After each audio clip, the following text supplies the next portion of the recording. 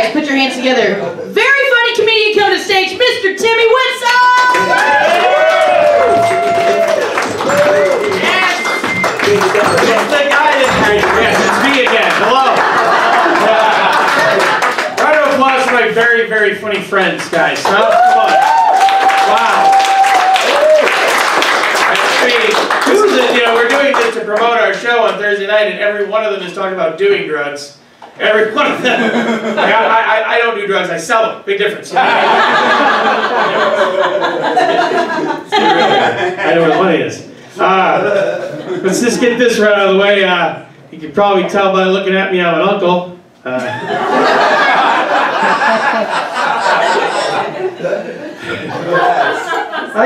I consider myself to be a cool uncle, guys. Basically, to be a cool uncle, all you have to be is kind of a loser. Yeah. Like if you've got $11 in the mind of a child, you're gonna be a fantastic uncle. Are you kidding me? Oh my God, let's get weird. You know what I mean? But I'm 43 years old. I don't think I look 43. Like, do I look 43? Right? I don't look 43. Not at all, right? No. Usually when I tell people I'm 43, they're shocked. Because normally 240-pound garden gnomes don't even speak. They're just like, why is this happening to me? Oh my God. It's freaking me out. But no, at 43 years old, so like, you know, pretty easy math. I've already got nieces and nephews that are at that age where they like hang out with me and my friends. Yeah, it's right. I mean, I'm at that point. Like, I never thought I'd be here, but here I am. You know what I mean? Taking my nephew Aiden for his first beer at a real bar. Pretty cool. He wanted to get tattoos. We went and we got tattoos together. We did. He wanted to experiment with marijuana. Uncle Timmy got him some good marijuana, you guys. I'm not gonna lie. I pulled the trigger on that one. But every year it gets harder and harder. Like this year, perfect example. Like, what do I get for his 13th birthday? You know what I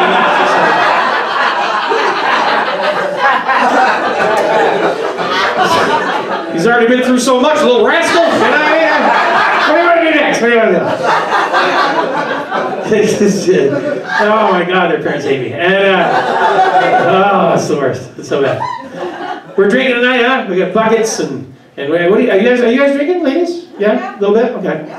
If you're gonna drive home tonight, just be careful, right? Because there's nothing scarier than seeing that cop in your rearview mirror. We've all been there. Right after you just ran him over? Wow. What's he doing in the middle of a cornfield at 3 o'clock in the morning? You know what I mean? This is my safe route. This is my safe route. Go home right through Iowa every time. Is that right? Iowa to Norwich. That's how I get home. Straight line. Straight line. I'm not drinking, guys. I'm on. Yesterday was officially 4 weeks since I haven't been drinking. Yeah, I mean it's really nothing. I was just tired of being gross and fat. You know what I mean? I was just like, let's see if that helps. It has. It has. I've lost, in 4 weeks I lost 12 pounds. Not bad, 12. That's not really like, yeah, don't get too excited yet, you know. The goal's like 50, so it's impossible. You know what I mean? That's impossible. No way I'm gonna lose 50 pounds. And, but like today, like a big day. Put my jeans on, right out of the dryer. You know what I mean? That day, no rolling around, no fighting, no freaking out the dog. You know what I mean? I was like, why did you do this? Jesus. I mean, just 4 weeks ago, it was an issue. Like, if it was like, you know, we had to be here at like 8:30 for the show, like, oh boy, I'm gonna get those jeans on by 6. You know what I mean? Like, gotta do a little time with those. When I was drinking, I think probably one of my favorite places to drink in Chicago is a little place called Boiler Room. Have you ever been to Boiler Room? It's down like in the Logan Square area. Great spot, right? Here's the thing about Boiler Room. Great place. For $7, you can get a PBR, a shot of Jameson, and some funky pizza slice that's been sitting around for a while. And, great place, right up my alley. You know what I mean? It's sick. It's fantastic. And but here's the thing: the place they don't take credit cards. They only take cash. So because of that, there's an ATM right in the bar. Now, if you go and take money out of the ATM and grab your receipt, bring it to the bartender gives you a free shot of Jameson because of the $3 fee. Sweet. That's pretty sweet, right? Here's the twist. My bank refunds all ATM fees. So I go to that ATM every 11 minutes. I take out $20. I walk out of there. I am disgustingly gross and so sick and drunk. And I'm up like $1,100. It's amazing. Such a good bar. I highly recommend it. Stand-up comedy is a weird thing. You don't get a lot of opportunities. Like, you know, like every now and then somebody will throw you something neat. Like, I was doing this comedy contest about a year ago and had a pretty good set. I ended up winning like this preliminary round of this contest, and some guy comes up to me afterward. He's like, "Hey man, you're really funny." And I was like, "Thanks." He goes, I got an opportunity for you." I was like, "Okay, is the bathroom involved? You know, like where are we going?" And where's this going? And he's like, "My name's Owen. I produce commercials for Comcast Spotlight. I think you're perfect for this one commercial that I'm thinking of, and it's for the Better Business Bureau. How do you feel about playing an amicable plumber?" I was like, "Give me a flannel." Yes, you know what I mean? Like, how did you see my ass crack? That's amazing. Like this, then you show it on the show. But yes, so I take the gig, obviously, right? I'm very excited. I go down to Comcast, and I go in the offices and everything, and we're in this, like, you know, this little production room or whatever. 45 minutes in and out, really quick. Like, it wasn't a big deal. It was just kind of me motioning around and being goofy. It was really simple. Like, I just do that every day. You know what I mean? Like, whatever. So I was like, after we did it, I was like, dude, I have to ask, but like, I feel weird asking, but like, what does something like this even pay? You know? And he's like, dude, it's your first commercial. You know, hopefully we'll give you more, but the first one, it's just $250. And I was like, dude, $250 for 45 minutes, right? Like, I will take that. That's not bad, right? That's pretty good money. Like, yes, please. You know, the ironic thing was that it was exactly what I owed Comcast at the time. So they pretty much just signed the check over and said, "More Game of Thrones, please." I don't know. Is this fame? Is this how fame works? I don't know. We're famous now. I made it. And so. August 29th, 2015, I did get married, guys. I got married to a lovely lady. Thank you. Even this gets some, you know what I mean? Which is nice. I duped her. And, but great gal, very happily married. When we had our wedding, we kept it pretty modest. Her parents did actually kind of pull the trigger and pay for the wedding, which was really cool. So which gave me the opportunity. I saved up $8,000 to take my wife to Jamaica on our honeymoon for 3 weeks. Woo! Right? We went to Wisconsin Dells for 7 days. I pretty much just white trashed the shit out of my honeymoon, guys. Whoops a doodle on my part, huh? Yeah. Here's the thing, though. You go to Wisconsin Dells with $8,000. You kidding me? That's all the money in the world. Holy shit! You were the richest person. That's an incredible amount of money to go to that town with. We went the weekend right before Labor Day, so there's like nobody there. You know what I mean? And everything is deep discounted. You know, I found a steakhouse next to the hotel that had $1 oysters and $2 Manhattans and just set up shop. You know what I mean? It's like, I live here now. Hi, my name's Tim. I have a lot of money. Let's get weird. And I did the math real quick, and I realized like I could have upwards of 2,000 oysters this week, and it's not even gonna make a dent. You know what I mean? It's not even gonna make a dent. It's so sick. And not horny, which is weird. Not horny at all. No, just sick. That's bullshit. That whole thing. So we were spending money on things that didn't even make sense. You know what I mean? Like we really like we're just like we were dead set. Like we're just gonna blow this money. Like screw it. Like we have the rest of our lives to make money and not have anything in our savings account when we get home. You know what I mean? It's perfect. Like let's just blow this money. So we're spending money on things that didn't even make sense. Like for some reason in 7 days I bought 12 bathing suits. Yeah. 12 bathing suits. No reason. They're selling. I'm buying. You know what I mean? I'm in it to win it. Give me another bathing suit. Like I just wanted a freshie every time. You know what I mean? At the end of the week, I get this big bag of wet bathing suits. Like I'm not going to bring these back to Chicago. That's not happening. You know. So I just went down to the lake, threw them in the water, make their parents think their kids are missing. Yes. That's just fun, isn't it? Oh, you know, I love drones on that joke because I made you feel something. That's all I care. Like, maybe it wasn't funny, but you're still like, oof, you know, like, very visceral. I like that. I enjoy that.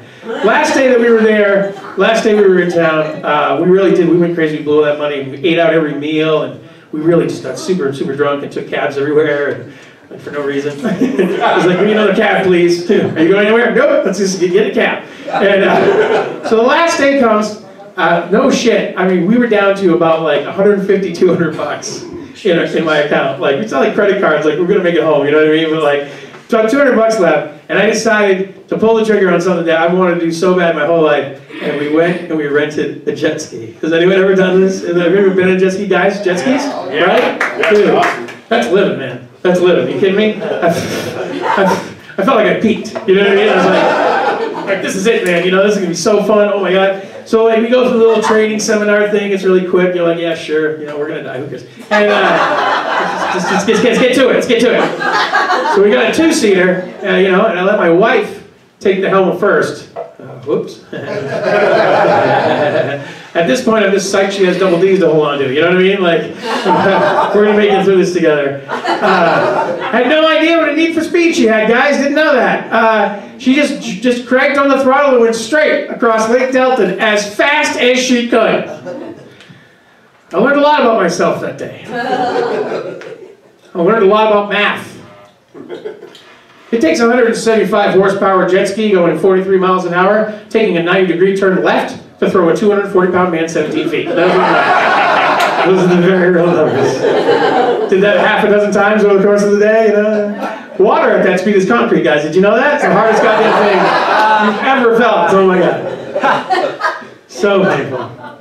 I do software sales from home, which is why this is happening. And it's work from home and with jammies. Which means I work, you know, for 3 hours or so. And there's lunch, and you know, and there's breakfast. You know, there's a lot going on. The dog's gotta walk, you know. And Tootsie's gotta make a poo poo. You know what I mean? Like, can't let Tootsie poop in the kitchen. You know what I mean? That's unacceptable. Good 2-hour walk every day. So when I'm not doing that, basically I'm just watching the Game Show Network. That's just what I do. I think probably my favorite show, hands down, especially the old ones, Family Feud, right? Right? The Feud. Any rendition of that, that's my shit. I love it. I absolutely love it. Even the Steve Harvey one, you know what I mean? Like, I mean, he's creepy. He's not Richard Dawson creepy, but you know, he's a special new creepy. I love him. That's great. Special breed. And so here's a real topic from a Family Feud that I saw. Things that are slippery that you drop. You wish it was soap. Number 4 was fish. Number 3 came in its snake. Number 2 was water balloon. Nobody got number 1, wet baby. Yes. Hand to God, 37 out of 100 people, according to their survey, had dropped a wet baby. That is a staggering figure, you guys. Are you kidding me? That is a really big number. Like, if you're someone in the room, you're not laughing at that, like you were the wet baby. You understand how that works? That's how it happens. And what do? Right? They survey 100 people, right? Top 5 answers never equal 100. Never. It's always some arbitrary number like 83. That means there are 17 ridiculously out there answers that we do not get to see. We need to take that information and collect it and use it for good, you know? Track down some serial killers or some shit. You know? Things you find on your bedside table, chloroform, I don't know, call that guy. Maybe call him. Just saying. I'm going to leave you with this guy's fun story. I'm from a very small town in Maine. It's next to Portland, Maine. It's called Westbrook, Maine. Westbrook, Maine has a population of maybe 4,000, something like that. Nobody really came out of my hometown that amounted to much. Like, literally everyone that I went to high school with that's still on Facebook is just wearing a Winnie the Pooh sweatshirt, and they just called it in. You know what I mean? They're done. They just wrote their lives off it. 6 kids bought the house that their parents owned. You know what I mean? Like that shit. Only 2 people really amounted to anything and did much. 1, me. Jury's out. Jury's out for that one. Yeah. The second one was one of my we're really good friends. All through junior high and high school, became a professional wrestler. Went all the way to the top. WWF Tag Team Champion, Scotty 2 Hottie. Ladies, you ever heard of this? You're better off, trust me. Yeah. Again, I went to high school and junior high school with this guy. We were friends, you know, all through, you know, everything, you know. And everybody in high school made fun of him like he's not going to amount to anything, you know what I mean? He had these matches in the gymnasium and everybody picked on him, and I stuck by him, guys. We went rainbow trout fishing together and shit. It was very nice. BMXs, you know. So about 2 years ago or so, he hits me up on Facebook. Sends me a message on Facebook. He's like, hey, dude, what's going on? I'm like, not much, man. What's up with you? And he goes, dude, it's been like 20 years. I'm like, I know, dude. What's going on? He goes, dude, I've got a big match coming up in Joliet. You know, because the career's going well. I was like, oh, Joliet, I love that bathroom. Yeah, I'll see. Pretty sweet bathroom. So I'm like, yeah, dude, I'll come to the match. You know, he gives me some tickets. A couple friends and I go. After the match, we're hanging out a little bit. Basically, he's like selling T-shirts and sweatbands and shit like that, and I'm just helping him sell stuff. I'm like, this is not what I signed up for. I'm not your, you know, cash guy. This is bullshit. You know, I'm giving people change. This is stupid. And so we didn't really talk. I kind of left without really saying goodbye. A little later on in the night, he sends me a message again. He's like, hey, man, I'm really sorry that, you know, we didn't get a chance to hang out. What have you been up to, man? Are you still doing stand-up comedy and shit? I heard you were a comic. And I said, yeah. So at the time, I just recorded a comedy album. So I sent him a link to my comedy album on Facebook. About 20 minutes later or so, he follows me on Twitter and then tweets my album to his 32,000 Twitter followers. Wow. Right? Dude, I'm eating wheat thins, watching Storage Wars, like, holy shit. Like, Hulk Hogan's gonna hear my shit. This is how it happens. You know what I mean? This is the big one. This is the big one. I like to go on Twitter every now and then and go back because that was so cool of him to do. Like, he didn't have to do that, you know. So I'll go back and look at the tweet. I'll find it in my history. And the numbers are staggering. It's had 2 favorites. And